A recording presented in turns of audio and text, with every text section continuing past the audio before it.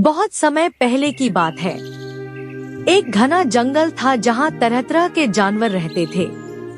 उसी जंगल में एक सुंदर और तेज दौड़ने वाला हिरण भी रहता था। उसका नाम था चंद्र।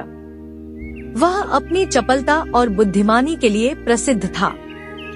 जंगल के अन्य जानवर उसकी तेज गति और सुंदरता की प्रशंसा करते थे, लेकिन उसकी यह विशेषता कई शिकारी जानवरों की आंखों में खटकती थी। इसी जंगल के पास एक गहरी नदी बहती थी।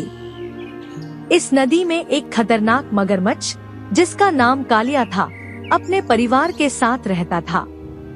वह बहुत चालाक और ताकतवर था और पानी के अंदर अपनी शिकारी चालों से किसी भी जानवर को पकड़ सकता था। जंगल के जानवर नदी के किनारे जाने से डरते थे, क्योंकि वे जानते थे कि अगर कोई गलती से भी पानी के पास गया तो कालिया उसे अपना शिकार बना सकता था। चंद्र हिरण को जंगल के उस पार जाना था, लेकिन नदी के अलावा कोई और रास्ता नहीं था।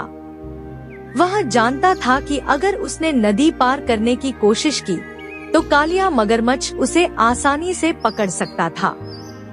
वह सोच में पड़ गया कि आखिर कैसे वह इस नदी को सुरक्षित पार करे। वहीं दूसरी ओर कालिया हमेशा से चंद्र को अपना शिकार बनाना चाहता था। वह जानता था कि हिरण की गति बहुत तेज है, लेकिन पानी में उसकी कोई ताकत नहीं चलेगी। इसलिए वह हमेशा इसी मौके की तलाश में रहता था कि कब चंद्र नदी के पास आए और वह उसे पकड़ सके। चंद्र ने सोचा कि उसे मगरमच्छ को चकमा देना होगा। वह नदी के किनारे गया और जोर से बोला, हे मगरमच्छ, तुम इतने विशाल और ताकतवर हो, लेकिन क्या तुम जानते हो कि जंगल में कितने हिरण रहते हैं? कालिया यह सुनकर थोड़ा हैरान हुआ और बोला, नहीं, मुझे नहीं पता, लेकिन इससे क्या फर्क पड़ता है?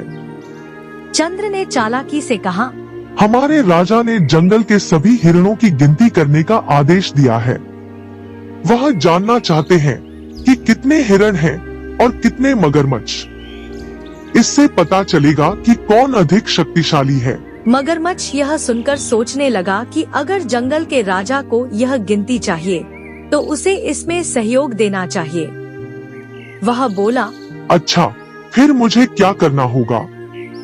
चंद्र मुस्कुराया और बोला, तुम अपने सभी मगरमच्छ साथियों को बुलाओ और उन्हें पानी में एक सीधी रेखा में खड़ा कर दो। मैं उनकी गिनती करके राजा को बता दूंगा। कालिया ने तुरंत अपने सभी मगरमच्छ दोस्तों को बुलाया और नदी में एक सीधी रेखा में खड़े होने को कहा। सभी मगरमच्छों ने उसकी बात मानी और एक कतार में खड़े हो गए। चंद्र ने बिना समय गवाए अपनी तेज गति से मगरमच्छों की पीठ पर छलांग लगाना शुरू किया।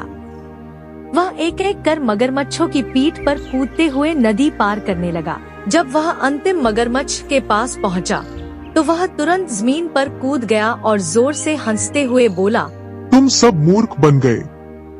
मैंने तुम्हें केवल छलांग लगाने के लिए इस्तेमाल किया। अब मैं नदी पार कर चुका हूँ। कालिया यह सुनकर गुस्से से लाल हो गया, लेकिन अब वह कुछ नहीं कर सकता था।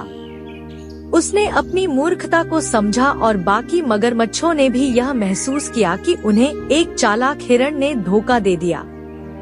दूसरी ओर चंद्र ने यह साबित कर दिया कि केवल ताकत ही सब कुछ नहीं होती, बल्कि बुद्धिमत्ता और चतुराई से भी बड़ी बड़ी मुश्किलों को हल किया जा सकता है।